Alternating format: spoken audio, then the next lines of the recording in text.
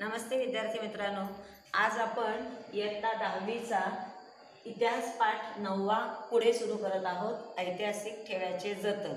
मागच्या तासिकेला या पाठापैकी आपण लिखित साधनं आणि मौखिक साधनं हे जे आपले इतिहासाची साधनं आहेत त्यांची जतन कशा प्रकारे केली जावी आणि ती जतन करण्यासाठी कोणती कौशल्य प्राप्त केली पाहिजेत, त्याची कृती कशी केली पाहिजे आणि त्याची पूर्वतयारी कशी केली पाहिजे, तो एक मुद्दा आपण अभ्यासलेला आहे.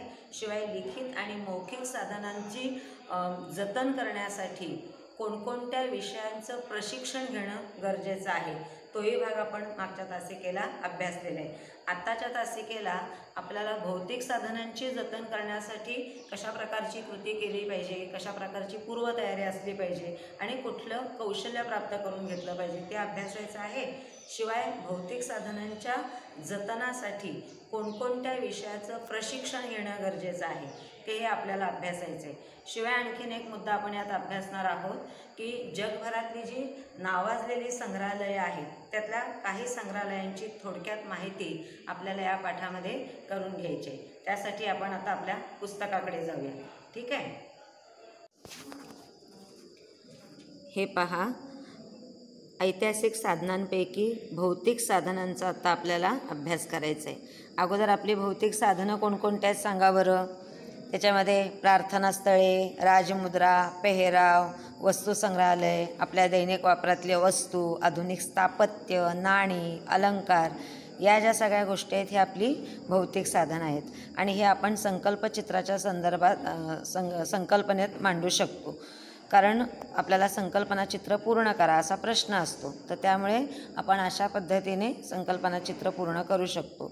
आता भौतिक साधनं जी आहेत या भौतिक साधनांच्या जतनासाठी काय काय करणं गरजेचं आहे, तर पहिली गोष्ट म्हणजे पुरावस्तूचे संकलन, कालखंड आणि प्रकार यानुसार वर्गीकरण करणे, सूची तयार करणे.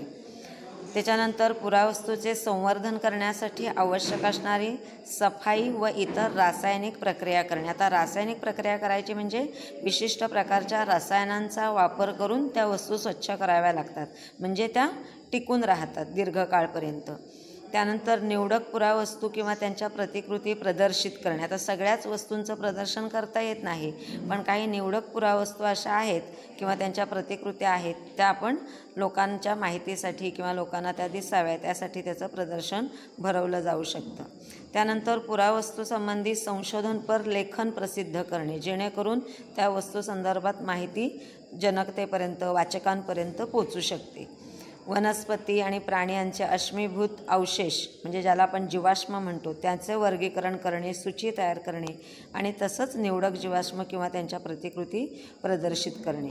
अशा पद्धतीने आपण आपल्या इतिहासाच्या भौतिक साधनांची जतन करू शकतो. आता मागच्या तासिकेला म्हटल्याप्रमाणे प्रत्येक साधनाची जतन करण्यासाठी कृती वेगळी असते, पूर्वतयारी वेगळी असते आणि कौशल्यही वेगळं असतं. मग भौतिक साधनांची जतन करण्यासाठी कोणकोणत्या विषयांचं प्रशिक्षण घेणं गरजेचं आहे, तर त्याच्यामध्ये पुरातत्वीय अभ्यास पद्धती, सिद्धांत आणि प्राचीन संस्कृती यांचा परिचय करून घेणं गरजेचं आहे.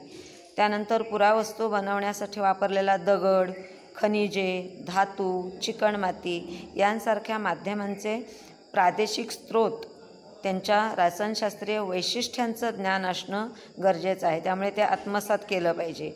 पुरावस्तूंची सफाई आणि इतर रासायनिक प्रक्रियांसाठी लागणारी उपकरणं आणि रसायनांची प्रक्रिया कशी करायची याची माहिती करून घेणं गरजेचं आहे.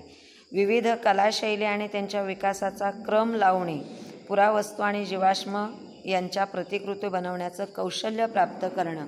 शिवाय संग्रहालयाच्या दालनामधील प्रदर्शन व्यवस्थापन आणि माहिती तंत्रज्ञान याबद्दल जाणून घेणं आणि संशोधनपर लेखन करणं. म्हणजे अशा प्रकारची प्रशिक्षणं घेतली, अशा प्रकारचं कौशल्य प्राप्त केलं की आपल्याला ऐतिहासिक साधनांपैकी या भौतिक साधनांचं जतन करणंसुद्धा सोपं जाऊ शकतं, सुलभ होऊ शकतं. त्यानंतर आता आपल्याला जगभरातील काही नावाजलेल्या संग्रहालयांची माहिती करून घ्यायची आहे. आता ही नावाजलेली संग्रहालये ती तर आपण पाहणारच आहोत, पण ही संग्रहालये स्थापन करण्याची कल्पना आली कुठून, तर मध्ययुगामध्ये युरोपातल्या राजघराण्यातल्या व्यक्तींनी आणि काही श्रीमंत लोकांनी अशा अनेक वस्तू, कलावस्तूंचा संग्रह केलेला होता. मग त्या कलावस्तूंच्या व्यवस्थापन कशी करायचं, तर त्या व्यवस्थापनाच्या गरजेतून संग्रहालयाच्या स्थापनेची कल्पना उदयाला आली आणि त्यानुसार मग काही संग्रहालये त्या काळामध्ये स्थापन केली गेली. त्यापैकी आपण पहिलं संग्रहालय अभ्यासतोय, लुव्र संग्रहालय, जे फ्रान्स देशातल्या पॅरिस शहरामध्ये आहे. इसवी सनाच्या 18व्या शतकामध्ये पॅरिस या शहरामध्ये या लुव्र संग्रहालयाची स्थापना झाली. आणि हे संग्रहालय स्थापन होण्यामागची गरज काय, तर फ्रेंच राजघराण्यातील व्यक्तींनी जमा केलेल्या ज्या कलावस्तू होत्या त्याचा संग्रह करण्यासाठी हे लुव्र नावाचं संग्रहालय स्थापन केलं गेलं. या संग्रहालयाचं वैशिष्ट्य असं की या संग्रहालयामध्ये लिओनार्दो द व्हिंची हा जो जगप्रसिद्ध इटालियन चित्रकार आहे त्याने रेखाटलेलं मोनालिसाचं बहुचर्चित असं चित्र त्या संग्रहालयामध्ये ठेवलेलं आहे. आता हा लिओनार्दो द व्हिंची जो आहे हा इटालियन चित्रकार होता. 15व्या शतकामध्ये युरोपात ज्या वेळेला प्रबोधन झालं त्या प्रबोधनाच्या काळात विविध क्षेत्रामध्ये जे बदल घडून आले, जी जागृती घडून आली, तशी कलाक्षेत्रात पण घडून आली.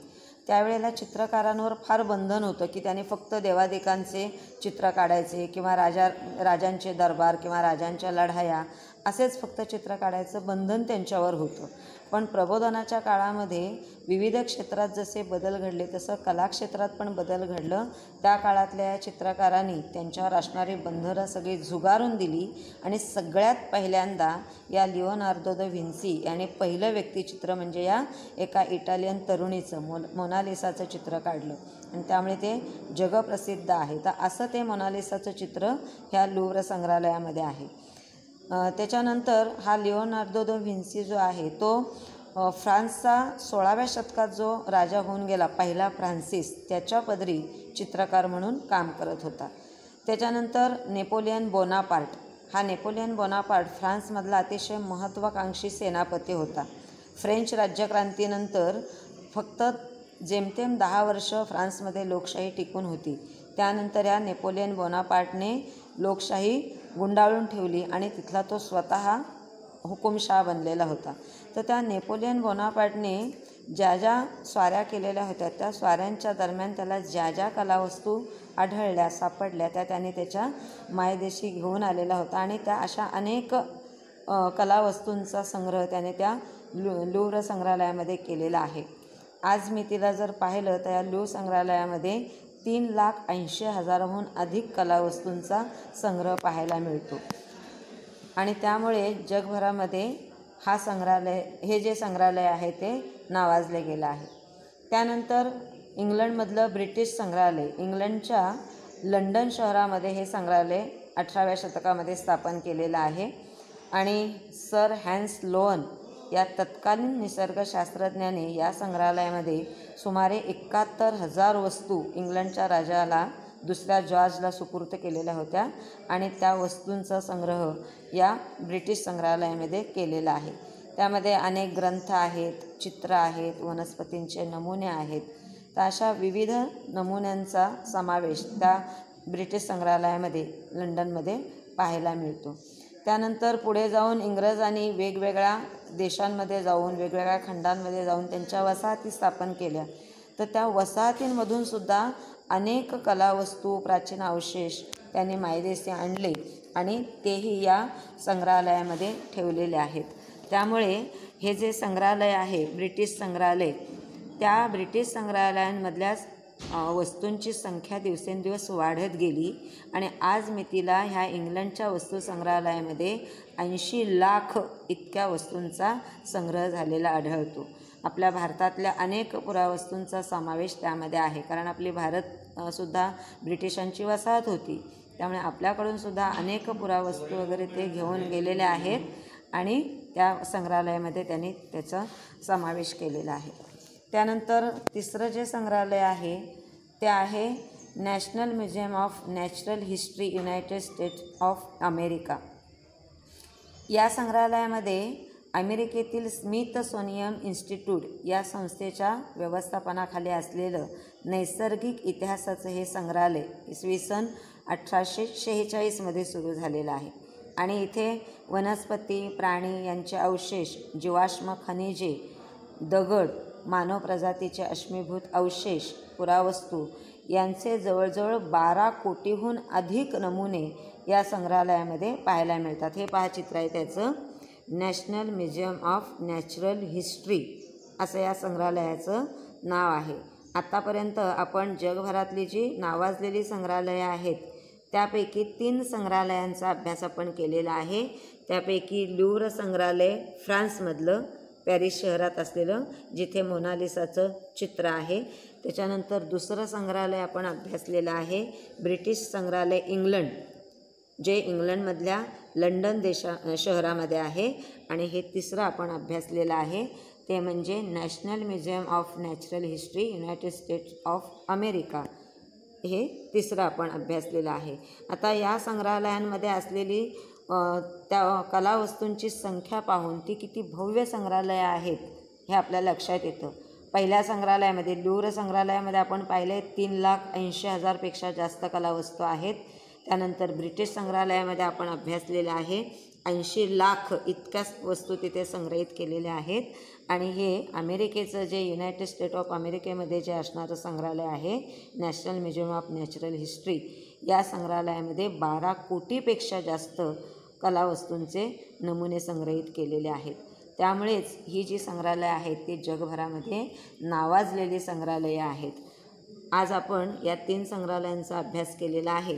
पुढच्या तासिकेला आपण आपल्या भारतातली संग्रहालये कोणकोणती आहेत त्यांचा अभ्यास करणार आहोत. ठीक आहे. बघा बरं, आत्ताच्या तासिकेला आपण काय काय अभ्यासलं आहे. भौतिक साधनं कोणती आहेत ते पाहिलेले आहेत. आणि ही भौतिक साधनं आपण अशा प्रकारे संकल्पचित्राच्या स्वरूपात मांडलेली आहेत. संकल्पचित्राच्या बाबतीत एक गोष्ट कायम लक्षात ठेवायची, ज्यावेळेला प्रश्नपत्रिकेमध्ये संकल्पचित्र पूर्ण करा असा जेव्हा प्रश्न येतो तेव्हा जो आकृतिबंध तुम्हाला त्या प्रश्नपत्रिकेत दिलेला आहे तसाच्या तसा तुमच्या उत्तरपत्रिकेत तो काढायचा आहे.